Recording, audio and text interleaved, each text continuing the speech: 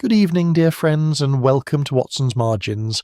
I'm Edward, glad to be with you for another quiet hour of observation and reason. Tell me, is there a lamp burning near you tonight? Perhaps the soft scratch of rain against glass, a cup of tea grown gently cool, the particular stillness that settles when the day is finally finished with you. These are the hours Watson knew best, when the unhurried mind sees what the busy world overlooks, and when a single, overlooked detail quietly rearranges everything. Do subscribe to Watson's Margins so none of these evenings pass you by. Now find your chair. For as Holmes understood, one must first learn to be still before one can truly begin to see. You'll find the Watson's Margins Spotify channel linked in the description below. Do join us there as well. Chapter 1. The Order of Records. It was on a Thursday morning in the last days of October, with the first true chill of autumn pressing against the windows of our Baker Street rooms, that Mr. Alistair Fenwick arrived upon our doorstep and introduced himself to a matter which, though it appeared at first blush to be of trifling consequence, would prove to be one of the most singular and morally intricate affairs I have ever had occasion to record. I had been at my writing table since shortly after breakfast, occupied with some notes from a previous adventure that Holmes had asked me to set in order. Holmes himself sat opposite, in his customary armchair by the fire, conducting one of those curious chemical experiments which he periodically inflicted upon the patients of our household. The smell of burned sulphur had driven Mrs. Hudson to the lower regions of the house with an expression of tolerant resignation that I had come to regard as characteristic of the woman. The morning papers lay untouched at Holmes's elbow, which told me he was in one of his inward, abstracted moods, not yet ready to be roused by the external world. I had grown familiar enough with my friend's temperament to recognize when his mind was idle, and when it was engaged in some deep subterranean process of its own. That morning, his grey eyes held a restless quality I had observed before great cases, though I dared not say so aloud, lest I appear to flatter a coincidence into a pattern. It was at precisely 20 minutes past 10, by the mantel clock, that Mrs. Hudson knocked and admitted our visitor. Mr. Alistair Fenwick was a man of perhaps 50 years, dressed with that particular care which suggests not vanity but professional discipline. His coat was well brushed, his cravat impeccable, and his grey whiskers trimmed with a precision that spoke of habit rather than affectation. He carried a leather case of moderate dimensions, and his bearing, though erect, was marked by a tension about the jaw and shoulders which no amount of outward composure could entirely conceal.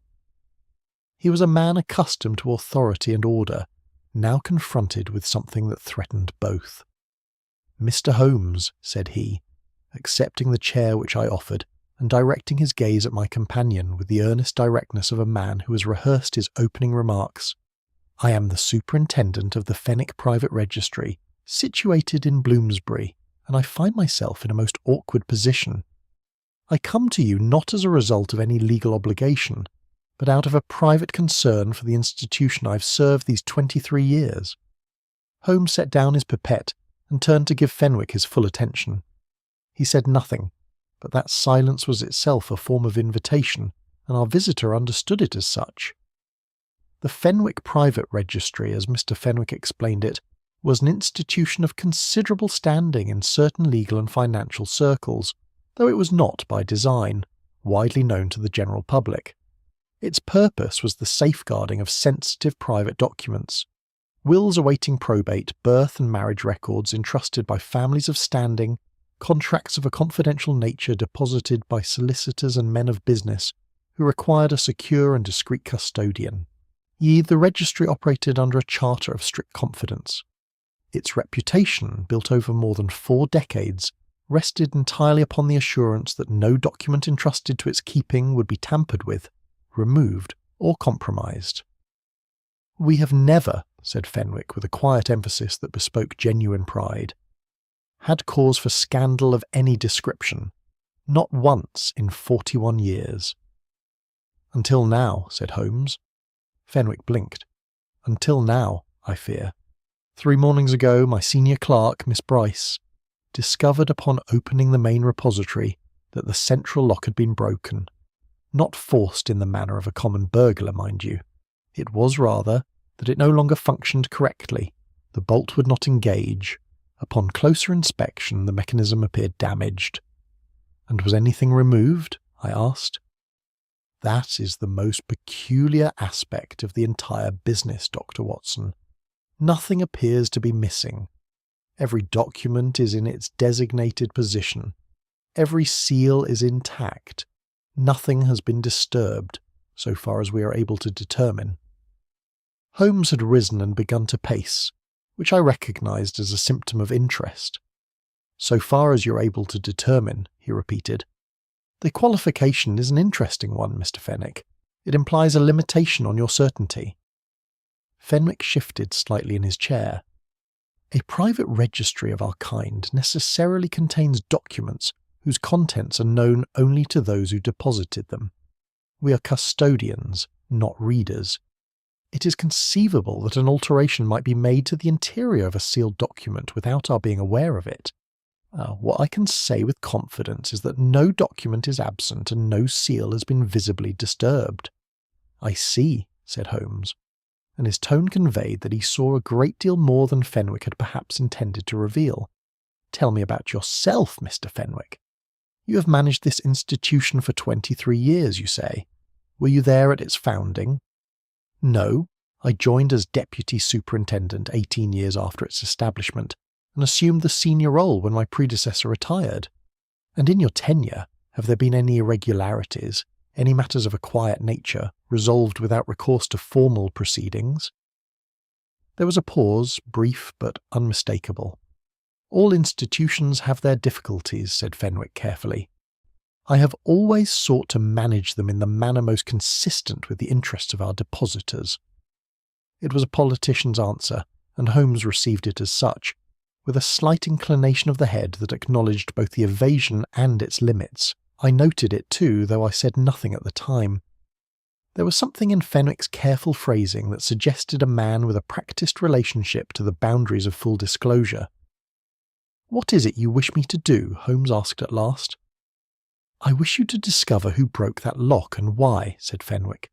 The police have been informed, as was required, but Inspector Lestrade's men have attributed it to a failed burglary attempt and are inclined to close the matter without further inquiry. I'm not satisfied with that conclusion.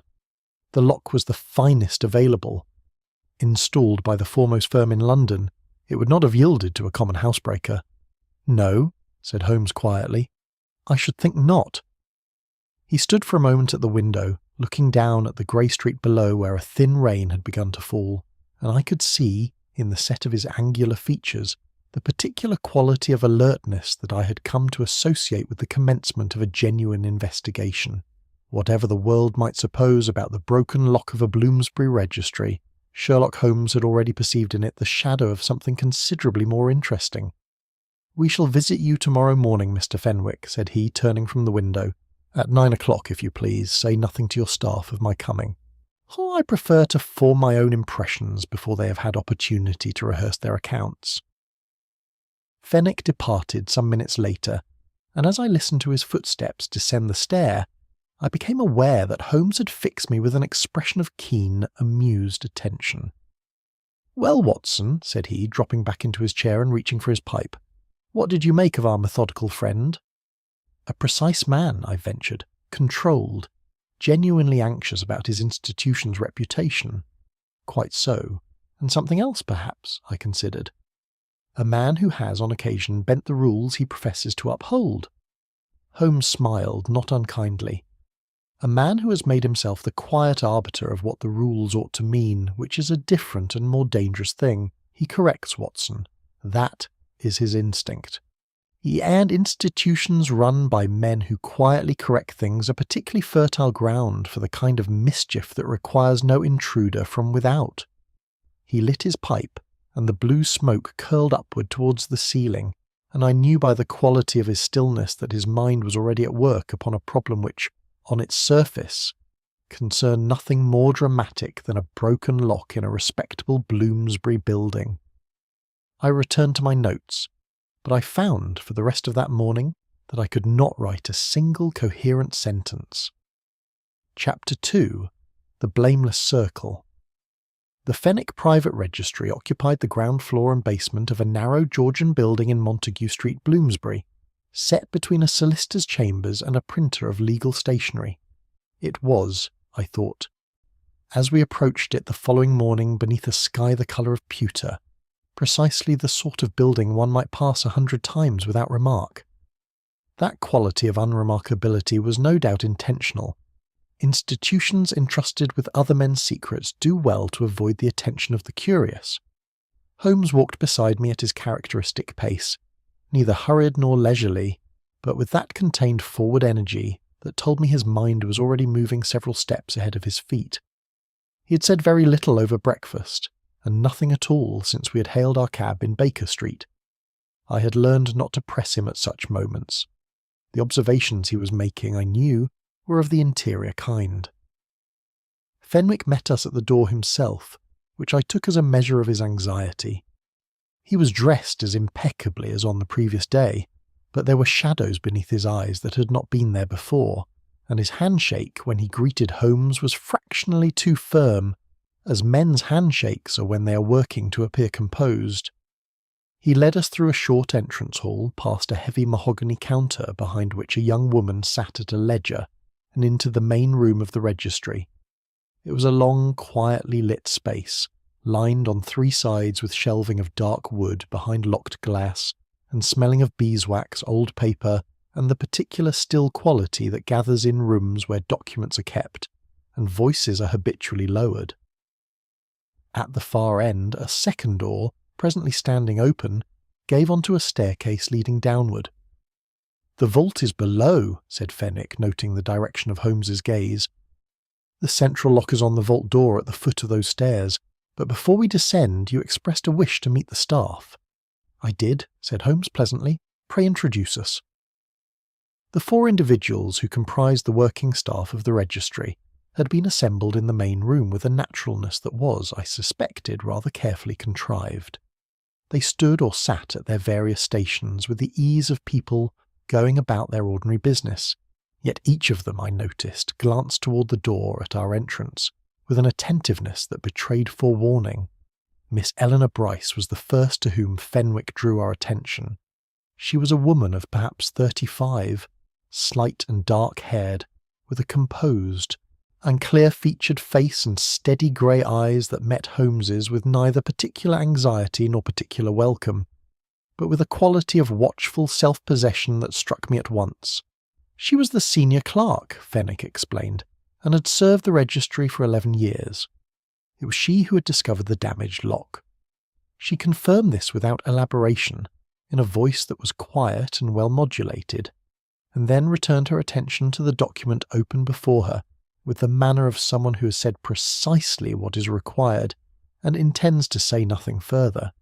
Mr. Harold Venn was a different creature altogether. He was a mild-mannered, slightly stooped man of perhaps 50, with a broad, honest face and the patient, unhurried movements of someone long accustomed to methodical indoor work. He had been with the registry for 17 years, and his manner toward Fenwick was that of comfortable, unquestioning loyalty. When Holmes shook his hand and remarked upon the quality of the shelving, Venn responded with a brief, earnest discourse on the importance of proper timber treatment in archival conditions, and I formed the impression of a man whose inner world was orderly, careful, and not greatly troubled by ambiguity.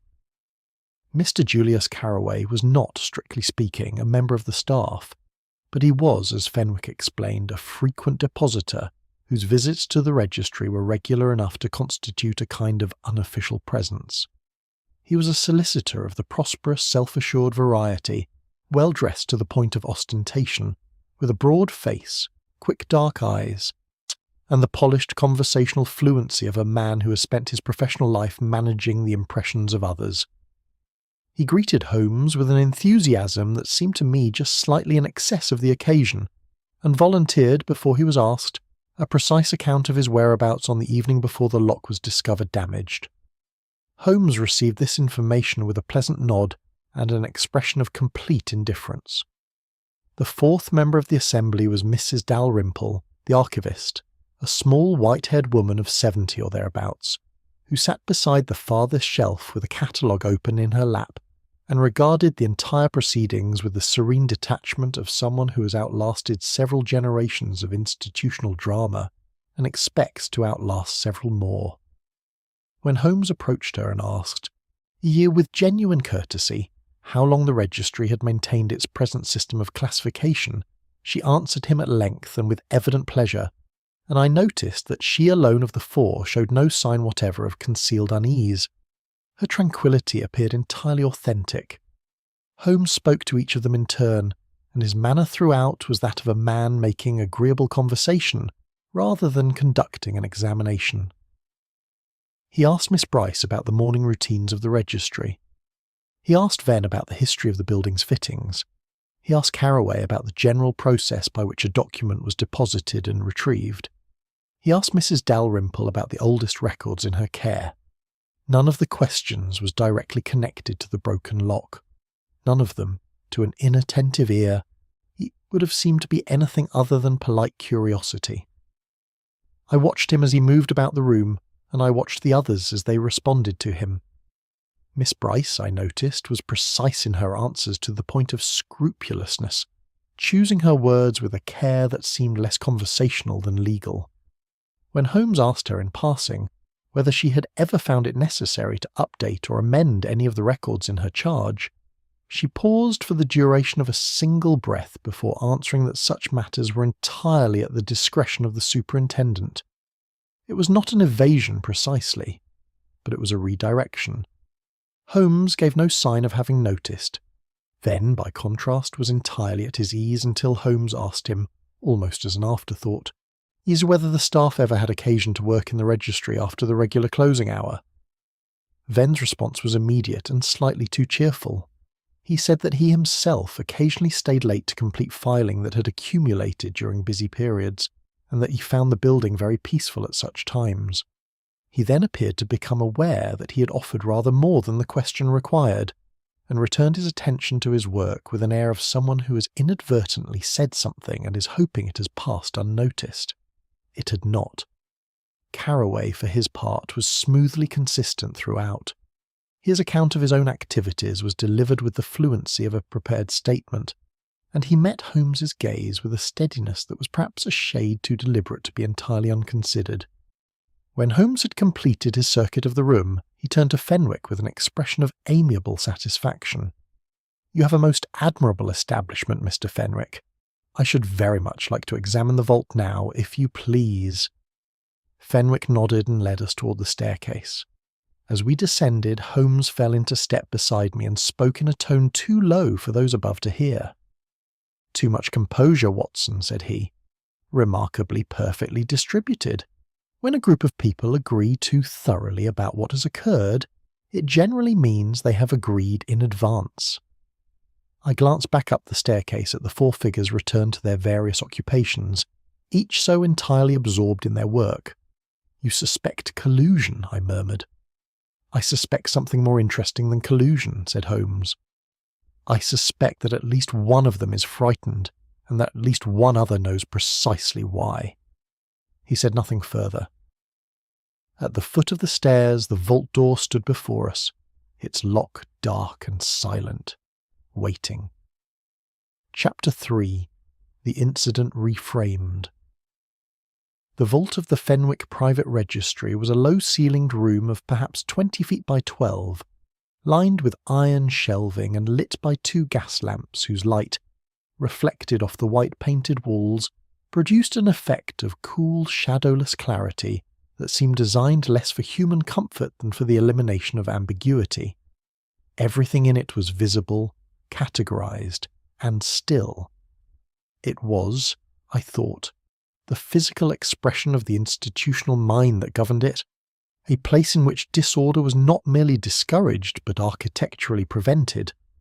The door itself was of reinforced oak banded with iron, and the lock that secured it was a substantial affair mounted at chest height on the right-hand side, with a brass faceplate now dulled where several hands had evidently touched it during the preceding days. Fenwick had remained at the foot of the staircase, a discretion for which I suspected Holmes was grateful. My companion approached the lock alone, drew from his coat pocket the small magnifying lens he habitually carried, and began his examination without preamble. I stood to one side and watched him work. There is a quality to Holmes's attention when it is fully engaged that I have always found difficult to render in words, though I have attempted it many times across these records. It is not merely concentration in the ordinary sense. It is something closer to a temporary withdrawal of the self, a suspension of all personal interest, so that the object under examination is met with nothing but pure, unprejudiced observation. He moved the lens slowly across the faceplate, then along the edge of the bolt housing, then around the keyhole itself, and then, with a methodical patience that might have seemed disproportionate to so small an object, over the entire surrounding surface of the door, at a radius of some 6 inches from the lock's centre. He said nothing for several minutes. I heard from somewhere above us the muffled sound of a chair being moved across floorboards. At last Holmes straightened, though he did not yet put away his lens. "Come and look at this, Watson," said he, "and tell me what you see." I stepped forward and bent to examine the keyhole.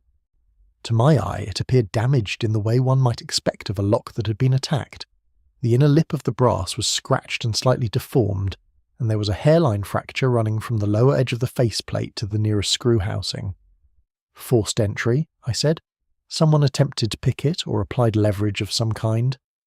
"That is what someone wishes us to conclude," said Holmes. "Look more carefully at the scratches on the inner lip. What is their character?" I looked again. The scratches were fine and regular, more parallel than the random scoring one might expect from a hurried or forcible attempt. "They are rather neat," I admitted, "almost as though made deliberately." "Made deliberately is precisely what they are. These marks were applied after the fact, Watson. It's to simulate the traces of an attempt at picking. They are too even, too considered. A man working in darkness and haste, as any genuine intruder must, does not produce marks of such consistency.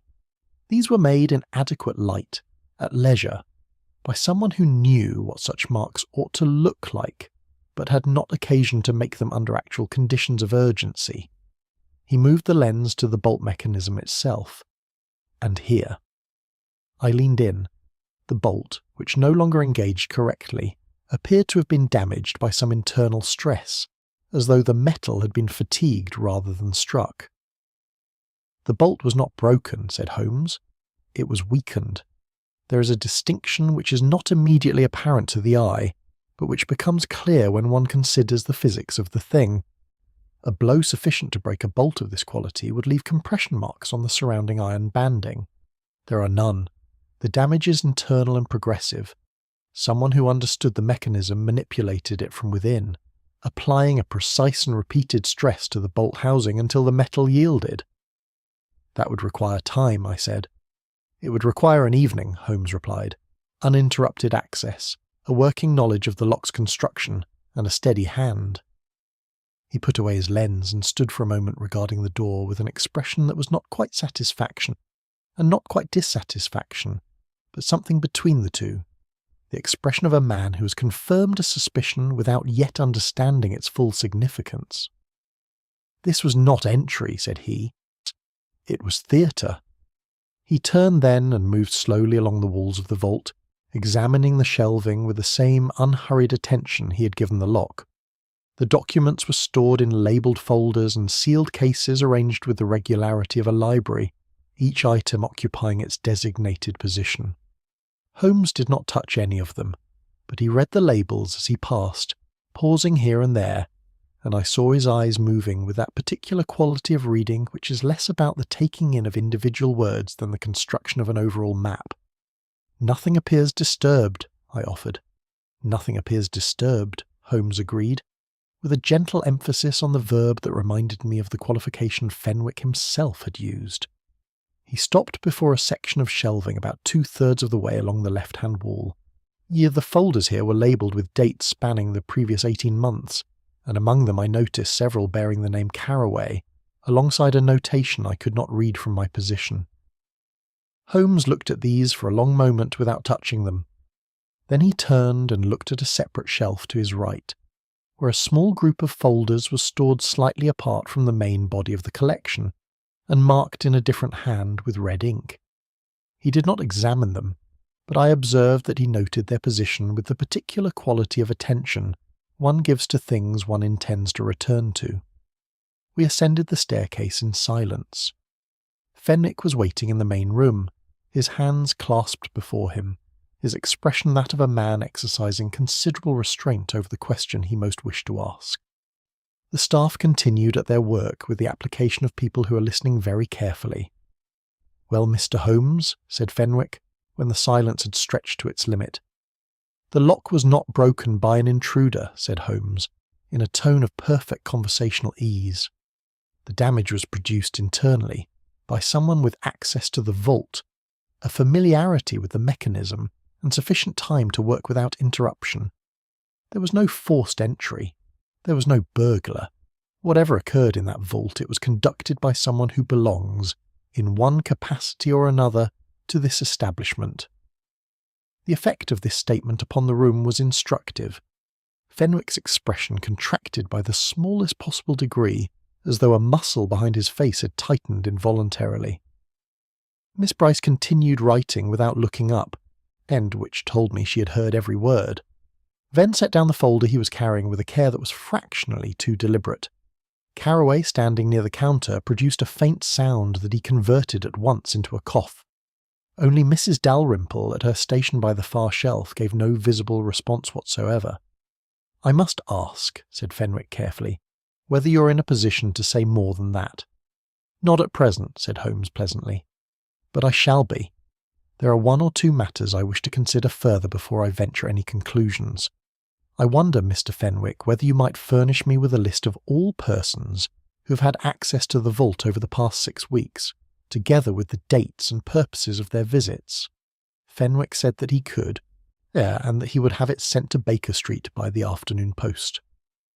Holmes thanked him, collected his hat and stick from the stand by the door, and we took our leave. It was not until we had turned the corner into Montague Street and were out of sight of the registry windows that I permitted myself to speak. "You have alarmed them considerably," I said. "That was rather the intention," Holmes replied. "A startled creature, Watson, very often moves before it thinks. We shall see what the next 48 hours produce." He hailed a cab, and we rode back toward Baker Street through streets grown busy with the mid-morning traffic, and I sat with the image of that vault still in my mind, its careful order and its quietly ruined lock, and the thought that somewhere among the composed and cooperative persons we had just left, someone was now considering with great urgency what to do next. Chapter 4. Motives in Shadow. Fenwick was as good as his word. By 3:30 that same afternoon, a sealed envelope had been delivered to Baker Street by hand, containing a neatly prepared list of vault access over the preceding 6 weeks. It ran to 2 pages of close, careful script, each entry recording the date, the time of arrival and departure, the name of the visitor, and the stated purpose of the visit. It was in its way a document as meticulously maintained as anything in the vault itself, and I remarked to Holmes that Fenwick at least appeared to run an orderly house. "He runs a house in which the appearance of order is indistinguishable from order itself," Holmes replied, without looking up from the page. "Which is either a virtue or a very sophisticated problem, depending on what one finds when one looks beneath the surface." He had spread the list on the table beside the remains of his afternoon tea, and was moving through it with a pencil, marking certain entries with a small cross. I read over his shoulder when I could, though Holmes's method of reviewing such material had always been somewhat opaque to me in process, even when the conclusions were eventually made plain. The list was busier than I had anticipated. The vault had received, over the 6-week period, visits from 14 distinct individuals, some of whom appeared multiple times. Several were names unknown to me. Others I recognised from Holmes's brief introduction at the registry. Carraway appeared on 7 separate occasions, which struck me as a considerable frequency, and Fenwick himself had made 4 descents to the vault, all on weekday mornings. Miss Bryce appeared only twice, though her role as senior clerk presumably gave her routine access that may not always have been formally recorded. Venn did not appear on the list at all, which I found curious, and said so. Holmes looked up at once. "You're quite right to note it. The man who told us he occasionally stays late to work has left no trace of his presence in the vault over 6 weeks. That absence is itself a form of entry." I was not certain I followed him entirely. "You mean his visits were unrecorded?" "I mean his visits may have been conducted in a manner that required no recording." Holmes set down the pencil and sat back. "The formal list accounts for depositors and visitors. It does not necessarily account for a trusted employee moving between the main room and the vault in the ordinary course of his duties. Venn has been here 17 years. It is entirely possible that no one would remark upon his descending those stairs." He returned to the list. Several entries drew his particular attention, and over the next hour, with occasional reference to the volumes on his shelves, and one brief excursion to his filing cabinet for a newspaper cutting, he produced from a manila folder without apparent effort. He began to sketch for me the outlines of 3 distinct matters that had passed through the vault in recent weeks. The first concerned an inheritance. A family named Hartwell, of no great public prominence but apparently of considerable private wealth, had a contested estate in which the distribution of assets depended upon the precise terms of a will deposited at the registry some years prior. The solicitor managing the estate's affairs was Carraway.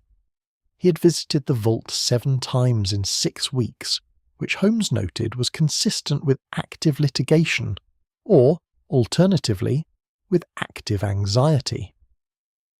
The second matter was a birth record.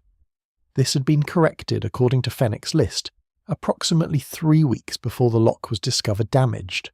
The correction was noted as routine, authorised by Fenwick himself, and the nature of the change was not specified. Holmes underlined this entry twice. "A corrected birth record," I said. "Can such a thing be done legitimately?" "Legitimate corrections exist," said Holmes. "Clerical errors are made, and a properly authorised registry has the capacity to address them through formal procedure. The question is not whether correction is possible, but what was corrected, and at whose prompting, and for whose benefit." The third matter was a sealed contract, deposited just 5 days before the discovery of the broken lock by a person identified on the list, only by initials, which Holmes copied into his notebook without immediate comment. The deposit had been witnessed by Miss Bryce. 3 threads, I said, when Holmes had laid out these findings in their essentials, each touching a different person in that building: Carraway, Fenwick, Bryce, and perhaps Venn, who leaves no thread because he has taken care not to. Holmes rose and went to the window, where the last of the autumn light was failing over the rooftops of Baker Street. "The inheritance gives us money. The corrected record gives us legitimacy, or the appearance of it. The sealed contract gives us something as yet unknown, but almost certainly significant, since someone thought it necessary to protect or threaten it within the week of its deposit." "And the broken lock sits across all 3, I said. "The broken lock sits across all 3, Holmes agreed, and that is precisely what makes it remarkable. A single motive for the damage would simplify matters considerably. Multiple motives in close proximity suggest either coincidence, which I am disinclined to accept, or a single act designed to serve, or to obscure, more than one purpose simultaneously." He was quiet for a moment, and in the gathering dusk the room took on that quality of suspended thought that I had come to associate with the intervals between Holmes's deductions, those pauses in which the visible machinery of reasoning stills, and something less explicable proceeds behind it. "When motives multiply," he said at last, more to himself than to me, "truth often hides behind the simplest necessity." I waited, but he did not elaborate. Instead, he moved to his armchair, steepled his fingers in the manner that signalled a period of concentrated inward attention, and gave every appearance of a man who had temporarily withdrawn from the external world. I occupied myself with the evening papers. The personal columns held nothing that appeared to bear upon our case, though I scanned them from habit, as knowing that Holmes occasionally used them as a secondary means of communication with persons who preferred to avoid direct correspondence. The agony columns were their usual theatre of compressed human difficulty. It was nearly 8 o'clock when Holmes stirred. "There is one further thing, Watson," said he, as though continuing a conversation that had not in fact been interrupted. "You will have noticed, perhaps, that Fenwick volunteered the access list with considerable promptness." "I took it as cooperation," I said. "It may be cooperation. It may also be curation. A man who has spent 23 years managing a private registry understands, better than most, which records it is advisable to make available, and which it is more prudent to leave unmentioned." He reached for the list again and held it at an angle to the lamplight. "This is a fine document, but I find myself wondering about the document it replaces." I looked up from my paper. "You think there was a previous version?" "I think there are institutions, Watson, in which the formal record and the actual history are two related but distinct texts. Mr. Fenwick has given us the formal record. I should very much like to read the other one." He set the list down and reached for his pipe. "Tomorrow, I think, we shall need to speak with these people individually and rather more directly than we managed this morning." The fire crackled in the grate. Outside, the traffic of Baker Street moved through the November dark, and somewhere across the city a private registry sat locked and quiet, its vault sealed against the night, its secrets arranged in their proper order on their proper shelves, patient as only paper can be. Holmes smoked in silence, and I returned to my paper, and we did not speak again for the remainder of the evening. But the quality of that silence told me, as it so often had before, that the case had reached a particular kind of depth from which the next movement would be upward, and soon. Chapter 5. The Quiet Interrogations. Holmes did not, as I had half expected, return to the registry the following morning with the declared purpose of conducting interviews. That would have been too direct, and directness, he'd long maintained, was the investigative method of those who wished to be lied to with some degree of comfort. Instead, he sent 4 separate notes by the first post, each politely requesting that the recipient call upon him at Baker Street at a specified hour. The appointment staggered across the morning and early afternoon so that no two would overlap, and none would have opportunity to compare notes with another before their own visit. Mrs. Hudson received this arrangement with the equanimity she reserved for the more eccentric demands of our domestic situation, and by 9 o'clock the sitting-room had been returned to a degree of order sufficient to receive callers without giving the impression, as it sometimes did, that a minor explosion had recently occurred within it. Miss Bryce arrived first punctually at 9:30. She was dressed as before with quiet precision, and she settled into the chair Holmes indicated with the composed air of a woman who has decided in advance the exact amount of herself she intends to give away. I sat to one side with my notebook, a role I had performed often enough that it required no direction, and Holmes took his customary position standing before the mantelpiece, which I had observed he favoured when he wished to maintain a slight physical advantage without making it conspicuous. He began by asking her about nothing in particular: the history of the registry's classification system, the procedure for handling documents whose depositors had died without notifying their next of kin, the manner in which corrections to existing records were formally proposed and approved. These were the kinds of questions to which a senior clerk of 11 years' standing could respond fluently and without reflection, and Miss Bryce did so, her answers careful and precise, her hands folded quietly in her lap. Then Holmes said, in exactly the same conversational tone as everything preceding it, "And when you first examined the corrected birth record some 3 weeks ago, did the amendment appear to you to be in proper order?" The pause that followed was brief, no longer than a man might take to consider a straightforward question, but it was a different kind of pause from those that had preceded it. A more collected person might have passed it without notice. Holmes and I were not, in that moment, inattentive. "All corrections pass through Mr. Fenwick," said Miss Bryce. "It would not be my place to evaluate their propriety." "Of course," said Holmes warmly. though I imagine a clerk of your experience and conscientiousness would notice in the ordinary course of her work. Whether a correction was of the routine clerical variety or of a rather more substantive kind. Miss Bryce met his gaze with steadiness.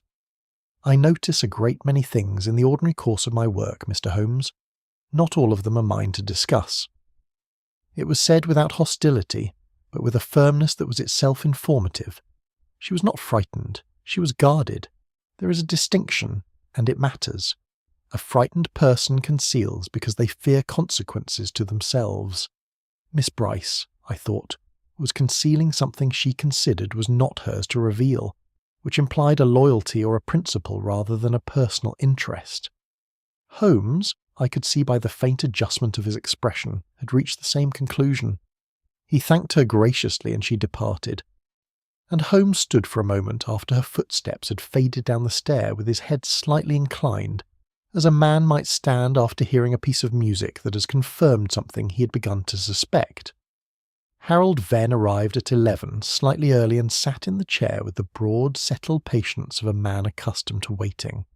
He had brought, for reasons I could not immediately account for, a slight smell of wood polish about him, as though he had been engaged in some task of maintenance before departing. Holmes noticed it too. I caught his glance at Venn's hands before the greeting was complete. Their conversation began pleasantly enough, ranging over the building's history and Venn's long years of service. Holmes asked him about the routines of the registry after closing hours, and Venn confirmed, as he had done at the registry itself, that he occasionally remained late. His manner was easy. Then Holmes, without alteration of pace or tone, asked him on which of the previous 6 weeks' evenings he had done so. Venn's eyes moved, briefly and involuntarily, to the left, which is the direction in which a right-handed person's gaze most commonly travels when constructing a recollection that is not entirely ready-made. 2 or 3 evenings, I should say. The exact dates I couldn't tell you without my diary. Approximately which weeks? Another slight pause. Earlier in the month, I believe, the 1st and 2nd weeks. Holmes nodded as though this were entirely satisfactory, and moved on at once to an inquiry about the timber of the shelving, and Venn visibly relaxed. They parted on cordial terms. When the door had closed, I looked at Holmes with a question I did not need to put into words. He was not lying about staying late, said Holmes quietly.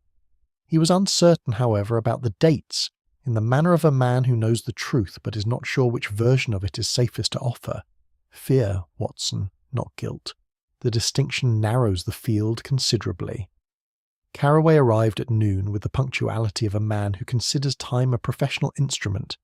He was as polished as before, his greeting as fluent, his eye contact as calculated.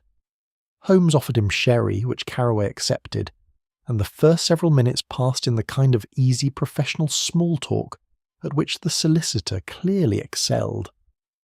Holmes asked him about the Hartwell estate. He asked it sideways. I'm framing it as a general inquiry about the challenges of contested inheritance cases, and Carraway responded with the confident expansiveness of a man discussing his own field of competence.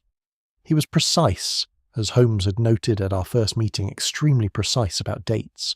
The initial deposit, the subsequent review, the most recent visit.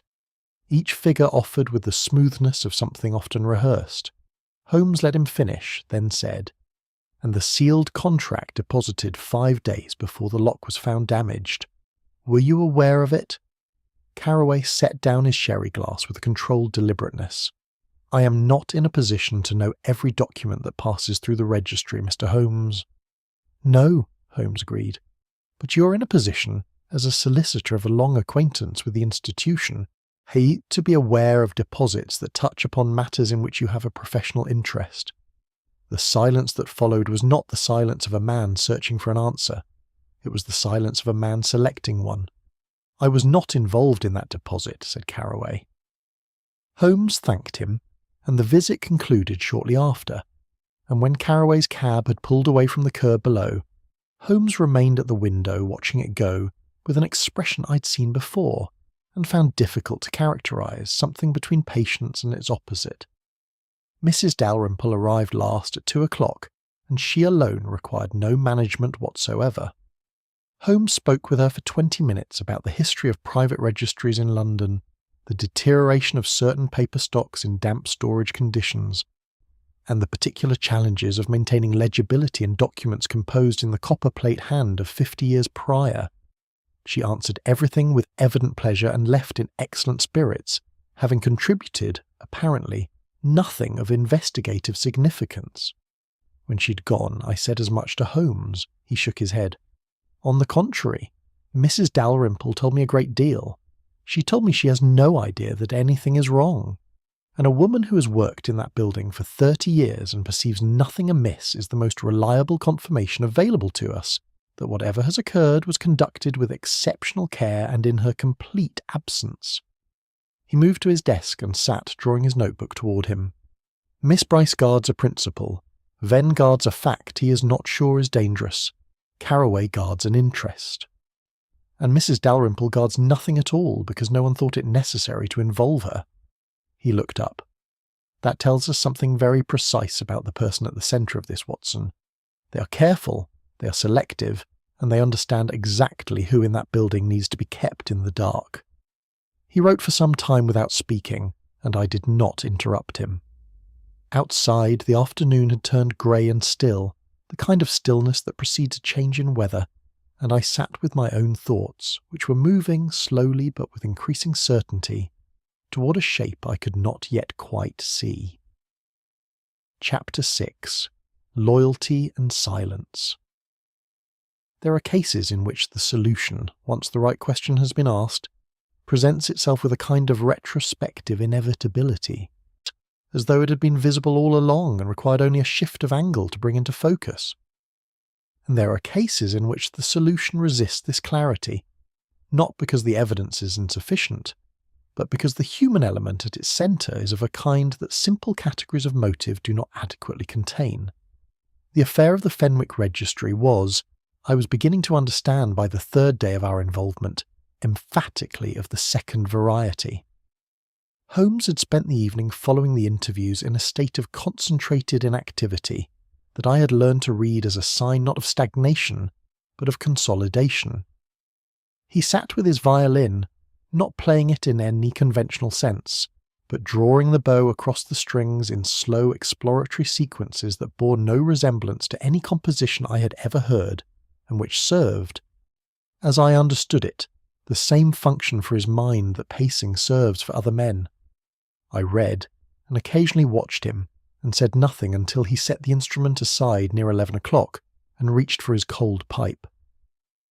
The difficulty, said he without preface, as though resuming an argument he had been conducting internally for some hours, is that the evidence points consistently toward a person acting in the interest of another, not self-interest, Watson, transferred interest, which alters the calculus of the thing entirely.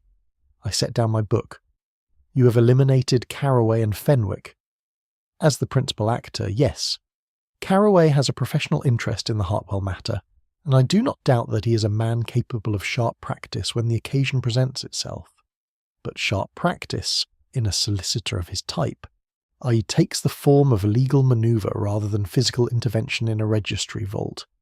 His hands are too well tended for the kind of work our lock required, and his nature too cautious for the risks it entailed. Holmes tapped the stem of his pipe against his thumbnail. Fenwick is a different order of complication. He authorised the corrected birth record. His own hand is on that document.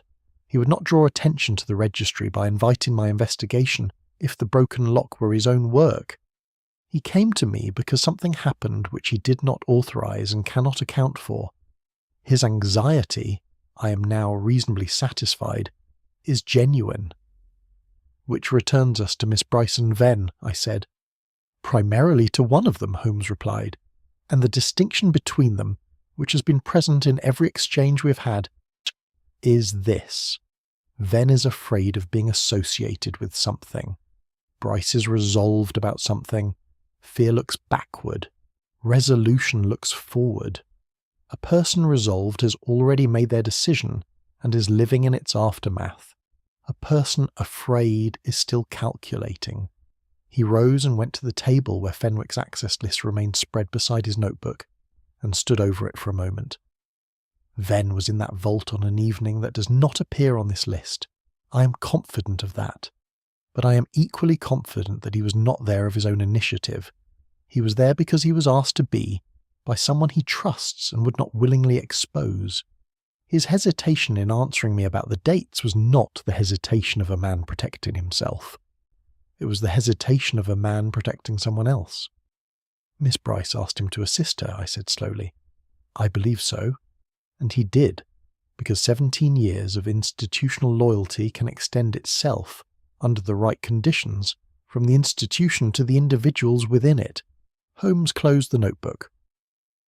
The act required knowledge of the lock's construction that a senior clerk might possess through long proximity to the building's maintenance, and it required a second pair of hands for at least one stage of the operation. Venn's hands, by contrast with Carraway's, are the hands of a man accustomed to physical work. I turned this over. It had the coherence I had learned to associate with Holmes's reasoning when it was approaching its final form, that quality of each element fitting against the others without forcing. And yet there remained the question that seemed to me the most important of all, and I put it directly. But why Holmes? If nothing was stolen, if no document was removed, what was the purpose of the entire operation? Holmes looked at me with an expression in which, if I am honest, there was a degree of the pleasure he took in questions that had kept him genuinely occupied. That is the question upon which everything turns, said he, and I believe I have the answer, though I want one further piece of evidence before I am prepared to state it with full confidence. He moved to his armchair and sat, pressing his fingertips together. Consider the position of a person who has, with the best possible intentions, done something within that vault that is technically outside the law. A correction to a record, let us say, d'armed, of the kind that could not have been obtained through formal channels, but was, in its moral substance, entirely justified. The correction exists. It cannot be removed without creating a further irregularity. It cannot be disclosed without inviting investigation. It sits in that vault, accurate in its facts and irregular in its method, and it constitutes, for the person responsible, a permanent and unresolvable vulnerability. I followed him closely. Unless the document itself could no longer be relied upon. Unless no document in that vault could be reliably authenticated, Holmes said. A single questionable record might draw scrutiny to itself and to its author. A vault whose security has been demonstrably compromised, whose chain of custody has been broken, whose lock has been found damaged under circumstances that cannot be resolved with certainty, throws every document it contains into a condition of qualified doubt, not destroyed, not removed, simply rendered insufficient as sole evidence of anything. The room was very quiet. The fire had burned low and the shadows had gathered in the corners in the manner peculiar to Baker Street evenings, when the matter under discussion has taken on a certain gravity. She did not destroy the record, I said. She could not destroy it without certainty of discovery, and destruction would have been a far graver act than alteration. Instead, she created a condition in which the record's legal standing could be challenged, if it ever came under challenge on grounds entirely independent of its content. Holmes paused. What if the goal was not to remove a record, but to ensure that one could never be entirely trusted again? It is in its way rather brilliant, and rather desperate. And rather sad, I said, before I could prevent myself. Holmes glanced at me. Yes, he said, after a moment. Rather sad. A person of conscience, Watson, in an institution that offers no legitimate remedy for injustice, must either accept the injustice or invent a remedy of their own. Neither is without cost. He said nothing further on the subject that evening, and I did not press him.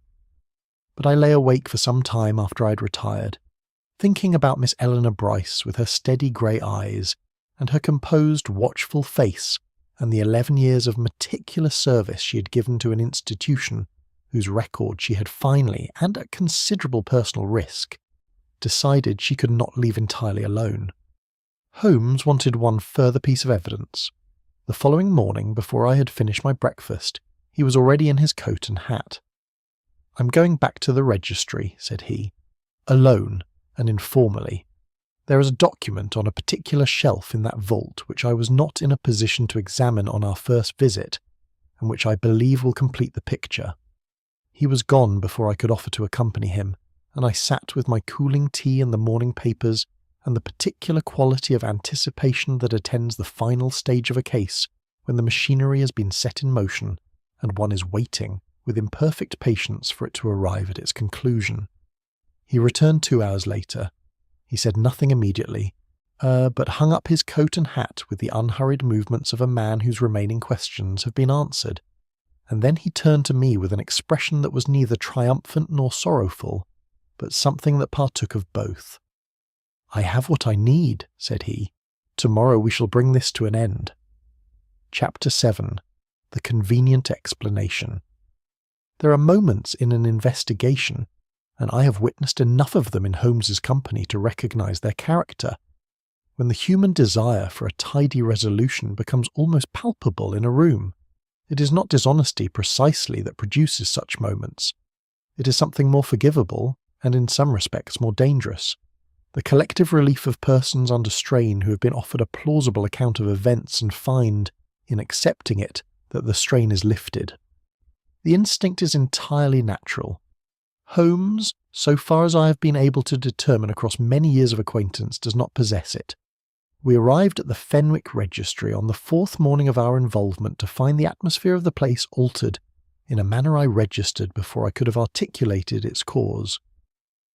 The particular quality of suspended tension that had characterized our previous visits had given way to something easier, a loosening, as though a held breath had been quietly released. Fenwick met us at the door with less of the controlled anxiety of our first meeting, and rather more of the administrative authority that I imagined was his habitual mode.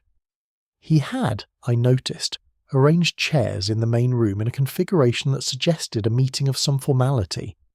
The staff were present, and a Miss Bryce sat at her usual station with her usual composure, though I thought her stillness today had a slightly different quality to it, the stillness of someone who has been told what is about to happen and has made their peace with it. Venn stood near the shelving with his patient, broad-faced steadiness. Carraway, who had no formal role in what was to follow but had evidently arranged to be present, occupied a chair near the window with his hands folded across one knee. Mrs. Dalrymple was at her catalogue, and as far as I could determine, entirely unaware that the gathering had any character beyond the ordinary. Fenwick began without extensive preamble, which I took as a sign that he had rehearsed what he intended to say with considerable care. The matter of the damaged lock, he informed us, had been reviewed in full by himself and by the registry's legal advisers. The conclusion reached and endorsed by the attending officer from the police was that the damage was consistent with an attempted entry by person or persons unknown who had been disturbed before completing their purpose and had departed without taking anything. The registry's insurers had been notified. A new lock, of improved specification, was being fitted the following week. The institution's records and its reputation remained entirely intact. He delivered all of this in the measured, unhurried tones of a man reading from a prepared text he had taken care not to be seen actually reading from. When he'd finished, he looked at Holmes with the expression of a man who has performed an unpleasant but necessary duty and is prepared to be thanked for it. The room waited. I was aware of Miss Bryce's pen, motionless above her ledger. I was aware of Venn's hands, settled at his sides. I was aware of Carraway's careful stillness by the window, and of the fact that he had not looked directly at Holmes since we entered. "That is a very satisfactory conclusion," said Holmes. Fenwick permitted himself a small nod of acknowledgement. "For those to whom satisfaction is the primary object," Holmes continued, in precisely the same tone as though the second sentence were a direct continuation of the first rather than its quiet dismantling. Fenwick's expression did not change, but something behind it did. "The police are satisfied," he said. "The insurers are satisfied. The registry's depositors need never be made aware that any disturbance occurred. I confess I had hoped you might also be satisfied, Mr. Holmes, given that no crime has been established and no loss has been sustained. No loss that has been reported, Holmes said pleasantly, which is a somewhat different condition. He had not sat down, and he moved now in that measured way of his toward the centre of the room, not dramatically, but with the particular quality of attention direction that I had observed him employ when he wished a group of people to understand, simultaneously and without explicit statement, that the moment of performance was ending and the moment of substance beginning. I wonder, Mr. Fenwick, whether you would permit me to share a few observations before we close the matter, as you have been generous enough to engage my time. It seems only courteous to offer you the conclusions to which that time has led. There was a pause. In the pause I watched the room with the attention Holmes had over many years trained me to apply. Miss Bryce's pen had descended to the page but was not moving. Ven's weight had shifted almost imperceptibly forward. Carroway had turned his gaze to the window, where a November sparrow sat briefly on the sill and departed. Mrs. Dalrymple alone continued to read, her white head bent over her catalogue, entirely serene.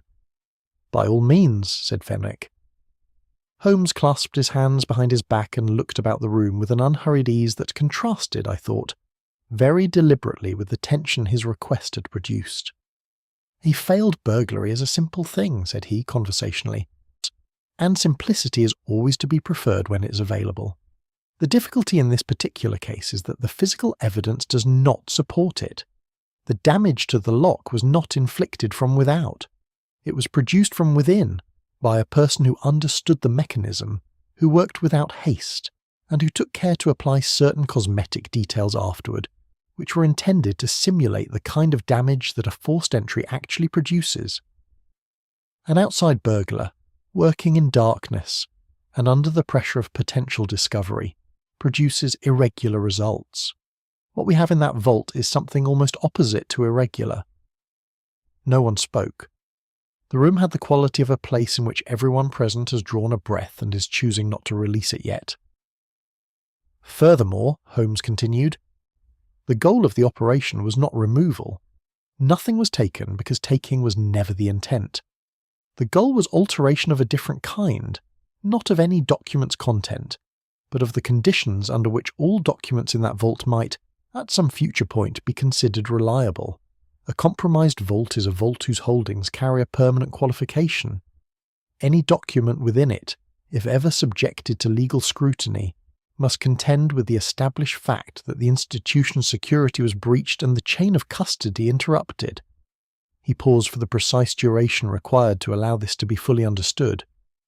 "That is a very specific kind of result to have produced, and a very sophisticated kind of intention to have had." I watched Miss Bryce throughout. Her face remained entirely composed, but her left hand, which lay beside her ledger, had closed very slightly, and the knuckles were just perceptibly pale. "These are interesting observations," said Fenwick. His voice was steady, but it had acquired a quality of careful management that had not been there at the outset of his speech. "Do they lead you to any conclusion about who was responsible?" Holmes looked at him directly. "They do," said he. "But the conclusion involves a human history that deserves more consideration than a simple accusation permits. I am not prepared to name a person in this room without first ensuring that the full context of their action is understood by everyone present." He looked around the assembled company with a level, unhurried gaze. "I suggest we meet again tomorrow. There are one or two matters I wish to put before you that will require the kind of attention that this morning's proceedings have not, I think, entirely invited." Fenwick agreed, after a moment, with the manner of a man who understands that agreement is the only available option.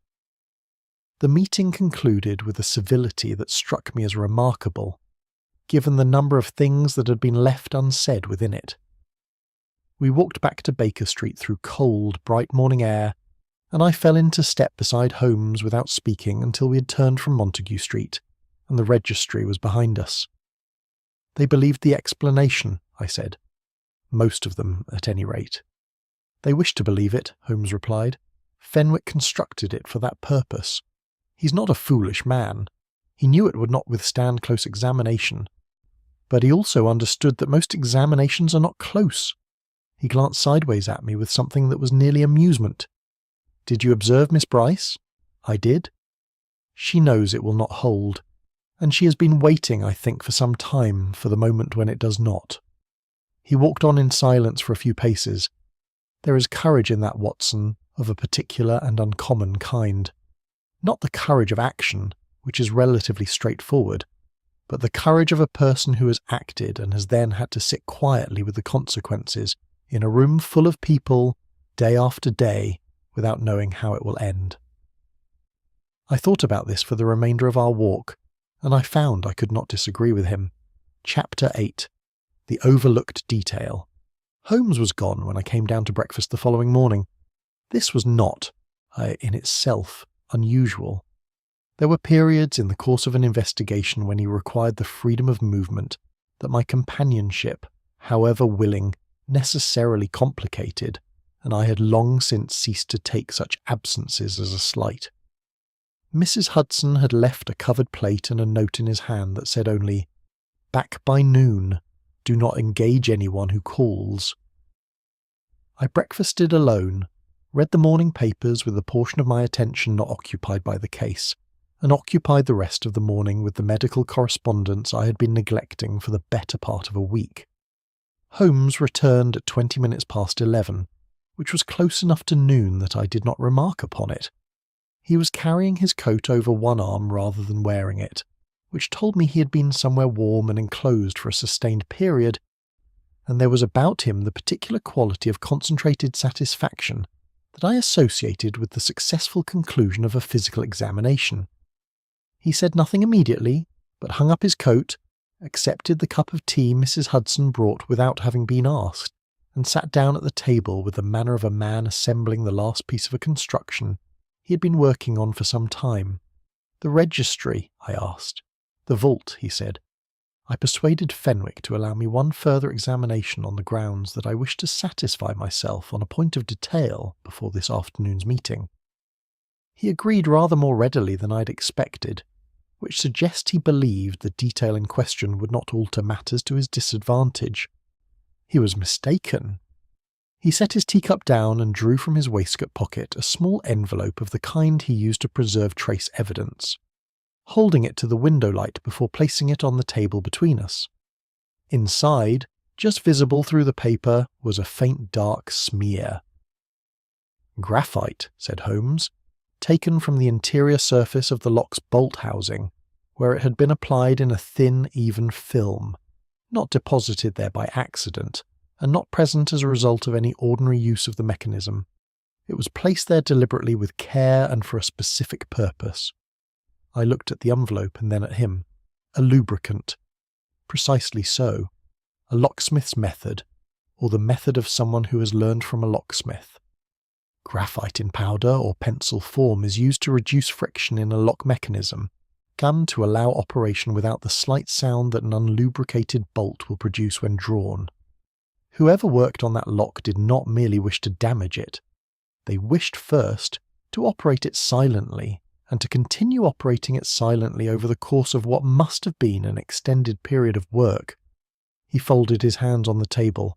"A burglar does not lubricate his crime. Haste is the burglar's condition.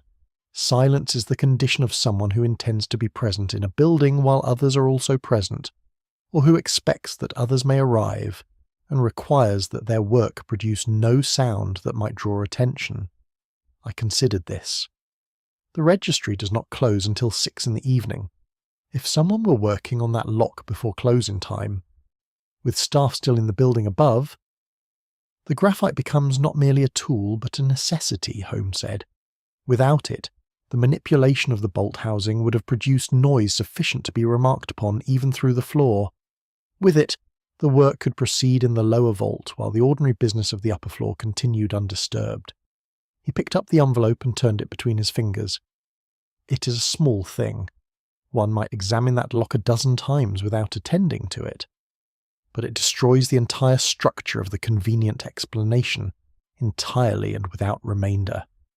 A burglar working at night in an empty building has no need of silence. Silence is required only when one is not alone. The implications arrange themselves in my mind with the unhurried clarity that attends evidence which has ceased to be ambiguous. If the work had been carried out during the hours when the registry was open, then the person responsible was unquestionably a member of the establishment. Not an intruder who had slipped in after closing, not an outsider with a copy of the key, but someone who belonged to that building in the hours of its operation, who knew its rhythms and its habits, who understood exactly when the vault could be visited, and for how long, without occasioning remark. It also tells us something about when the lock was damaged, I said. Holmes looked at me with the expression he reserved for moments when I had arrived at a conclusion he had expected me to reach. It tells us that the damage was not accomplished in a single evening, he said. The bolt housing required repeated manipulation to produce the fatigue fracture we observed. That is several visits, each of limited duration, spread over a period that I would estimate at no less than a week, and possibly as many as 2, each visit brief, each visit silent, each visit conducted in the knowledge that the full pattern of the work would not be completed until the final visit, when the staging of the scene, the cosmetic scratches and the appearance of forced entry was also applied. The patience of it struck me with some force. Not a moment of impulse, not a crisis decision, but a sustained campaign of quiet, methodical action spread across multiple days, each step considered, each risk calculated. I said as much.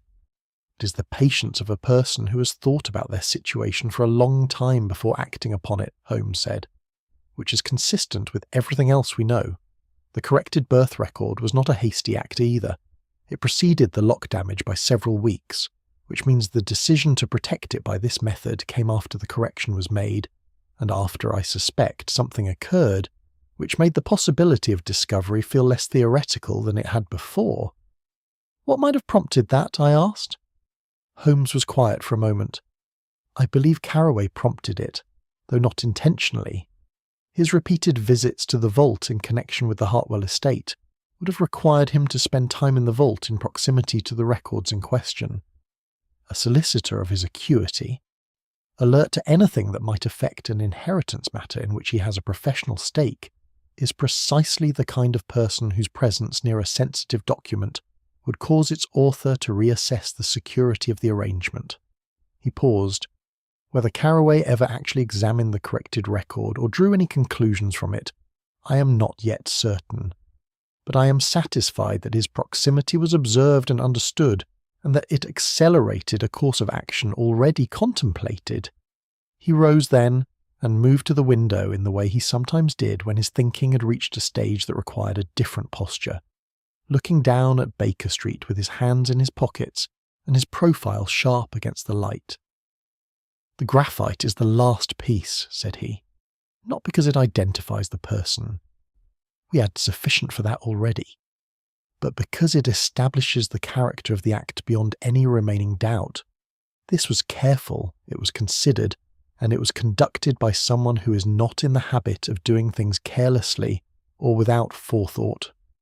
He turned from the window.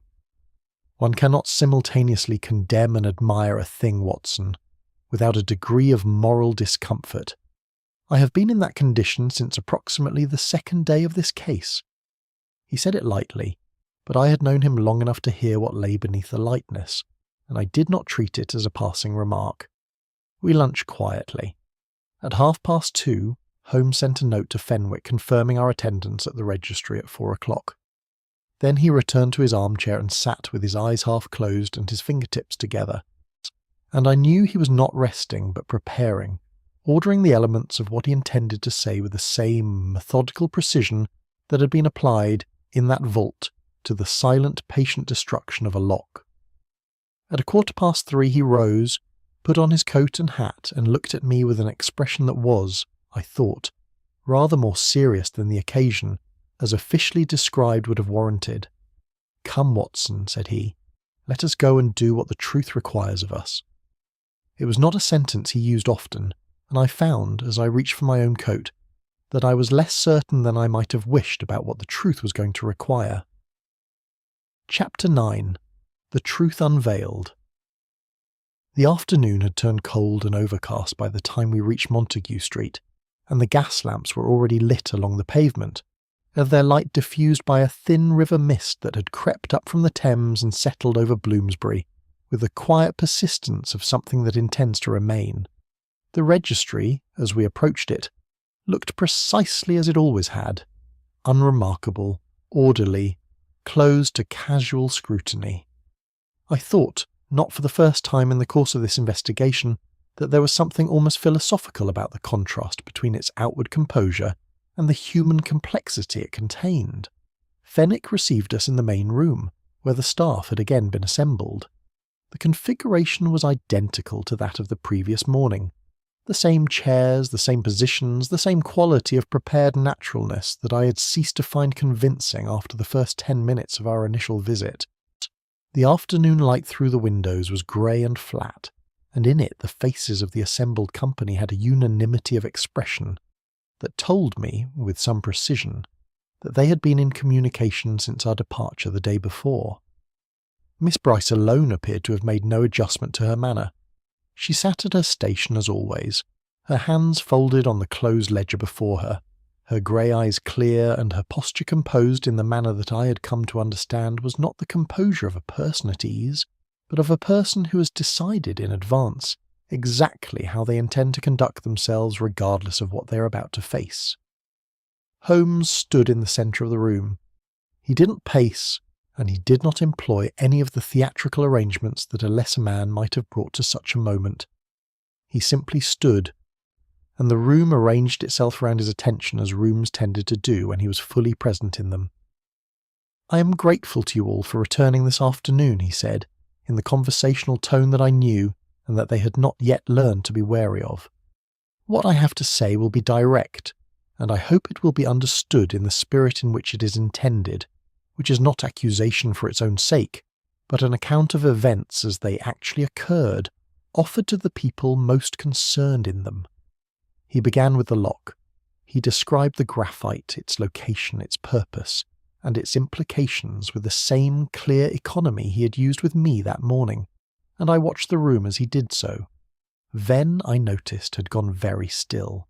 He is in the manner of a man who is being told something he already knows and is concentrating very hard on giving nothing away.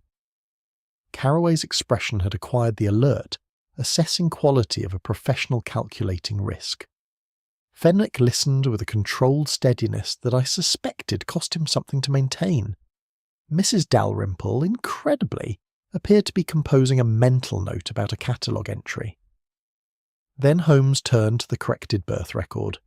He had brought with him, I now observed, a single sheet of paper which he did not unfold but held at his side as he spoke. He did not need it for his account, I understood. It was there for another purpose. 3 weeks before the lock was found damaged, Holmes said, a birth record held in this vault was corrected. The correction was authorised by Mr. of Fenwick and carried out in the normal procedural form. What the procedural form does not reveal, however, is that the correction was not of a clerical error. It was a substantive amendment, altering the recorded parentage of an individual whose legal identity under that record determines, with considerable financial consequence, the distribution of an estate currently in the process of being settled. He paused. In the pause, the only sound was the faint creak of the building settling in the cold. "The Hartwell estate," said Carraway, and his voice, for the first time in my experience of him, was entirely without its professional polish. "The Hartwell estate," Holmes confirmed. "The original record, as deposited some years ago, contained an error. Not a clerical error of transcription, but an error of fact, yet introduced at the time of registration by persons who had cause to misrepresent the birth in question. The individual whose parentage was thus falsified was, as a result, excluded from an inheritance to which they were rightfully entitled. The corrected record restores the truth. It does so, however, without the formal legal process that would ordinarily govern such an amendment, because that process would have required the production of evidence in adversarial proceedings, with consequences for living persons that the individual responsible for the correction was not willing to impose. I looked at Miss Bryce. She had not moved. Her expression had not altered. but her eyes, fixed on Holmes, had acquired a quality that I found in that moment almost painful to witness. The expression of someone who's been carrying a thing alone for a very long time and is watching it, at last, be set down in the open air. "Miss Bryce," said Holmes, turning to her directly, "amended the record because she had access to documentation that established the truth of the matter beyond reasonable doubt. Documentation that had come to her through the registry's own holdings, rather than through any improper means, and because she judged, correctly, that the formal mechanism for correction would not produce a just result within any time frame that was practically meaningful to the person affected." He unfolded the sheet of paper and set it on the table beside him. "She then became aware, through the frequency of Mr. Carraway's visits to the vault in connection with the estate, that the record might come under professional scrutiny before the inheritance matter was resolved. Faced with the impossibility of removing or destroying the amended document without near certain discovery, she devised an alternative protection. She made the entire vault unreliable," said Fenwick. His voice was flat, and I could not have said with confidence whether what lay beneath it was anger or something more conflicted. "She created the conditions under which no single document in this vault could be presented in legal proceedings as unimpeachable," Holmes said. "A compromised institution's records carry a burden of doubt. That doubt applied uniformly protects the amended record not by concealing it, but by ensuring that any challenge to it must contend with a prior challenge to the vault's security. She did not destroy the truth. She insulated it." He looked at her steadily. "Mr. Venn assisted her in the physical work, which required both his knowledge of the building's maintenance and his 17 years of established unremarked presence in its lower regions." Venn made no sound. His broad, honest face had the look of a man who has done what he believed was right, and has not, at any point in the intervening period, changed his mind about it. Holmes addressed Miss Bryce directly, and his voice when he did carried a quality I had not often heard in it. Not softness precisely, for Holmes was not a soft man, but a kind of gravity that acknowledged the full weight of what was being said without either diminishing or condemning it. "You sought to correct a wrong, Miss Bryce," said he, "a wrong that the law, what in its formal operation had proved either unwilling or unable to address. In doing so, you acted outside the boundaries of the authority vested in you, and you placed this institution's integrity and the legal standing of every document in its care in a condition of permanent qualification. You undermined the very instrument by which you intended to secure the truth." Miss Bryce held his gaze throughout. When she spoke, her voice was entirely level. "The heir would have lost everything," she said.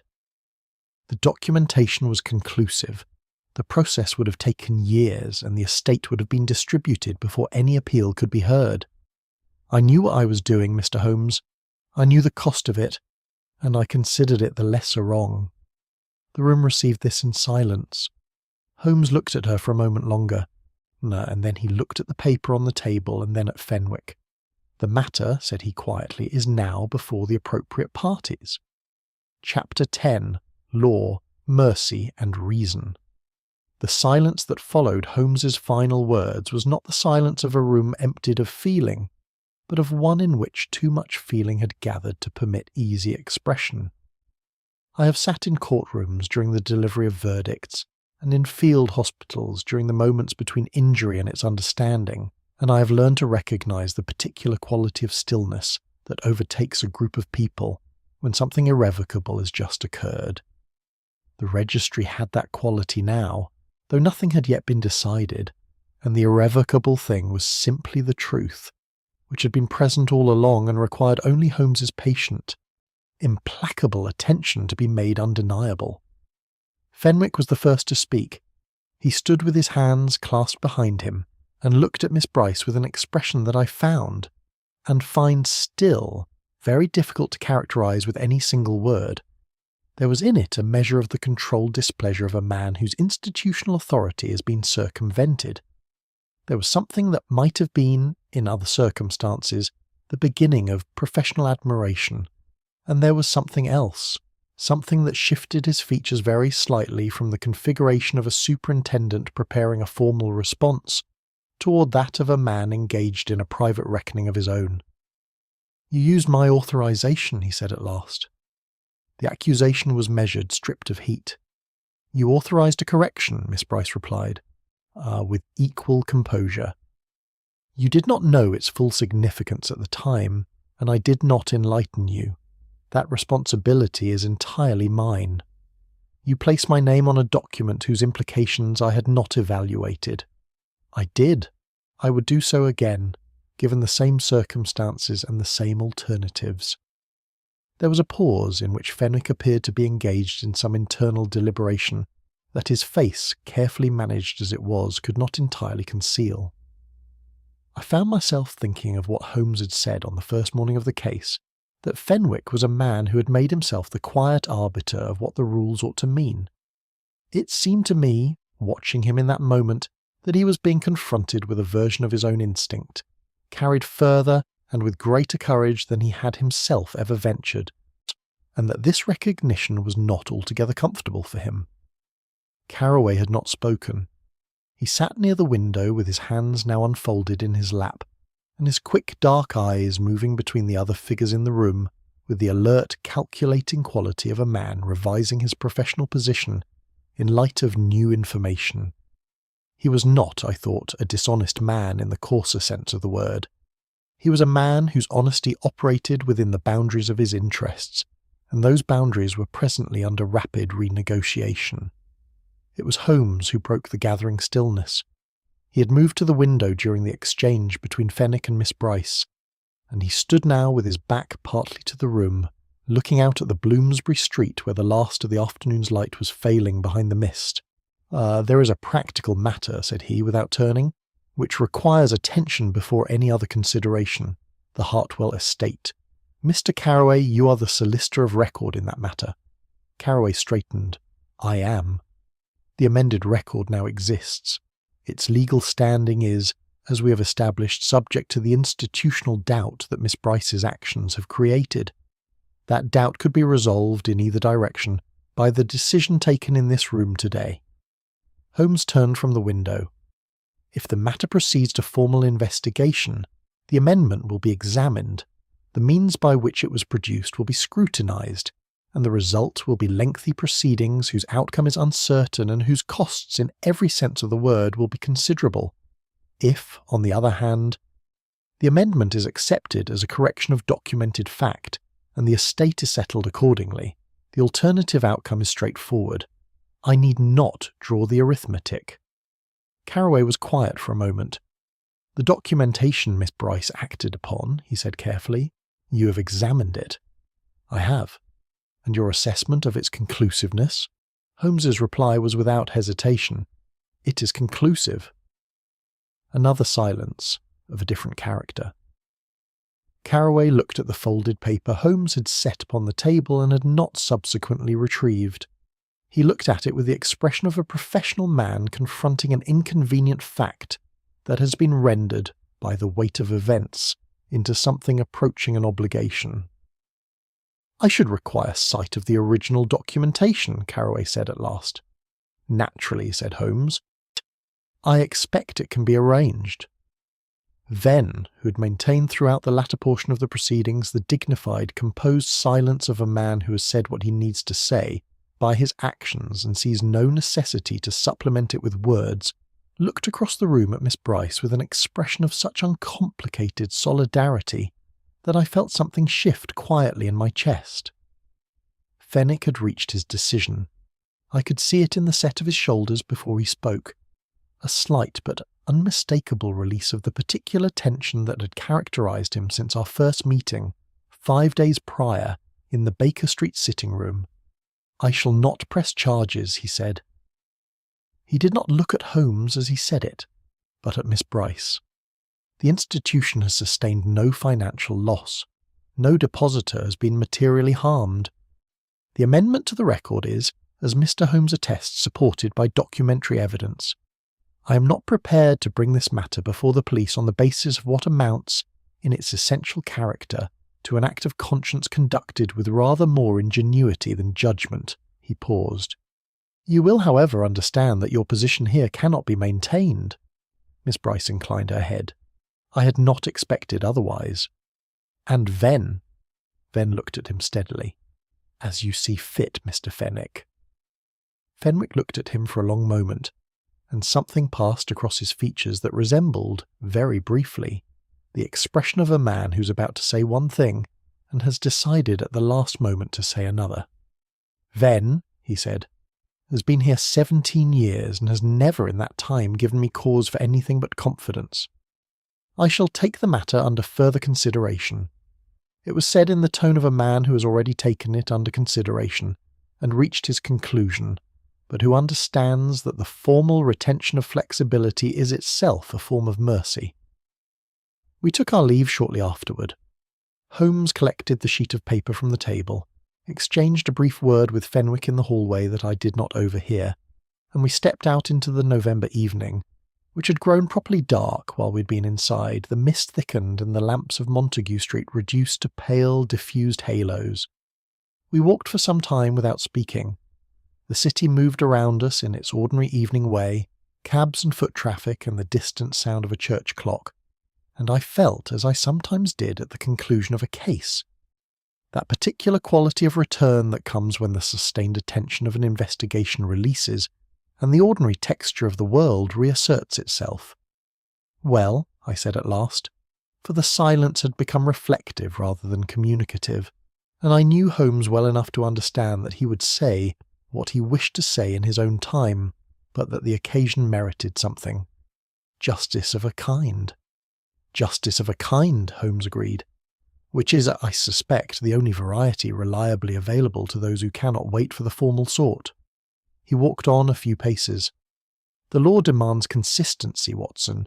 It cannot do otherwise and remain the law.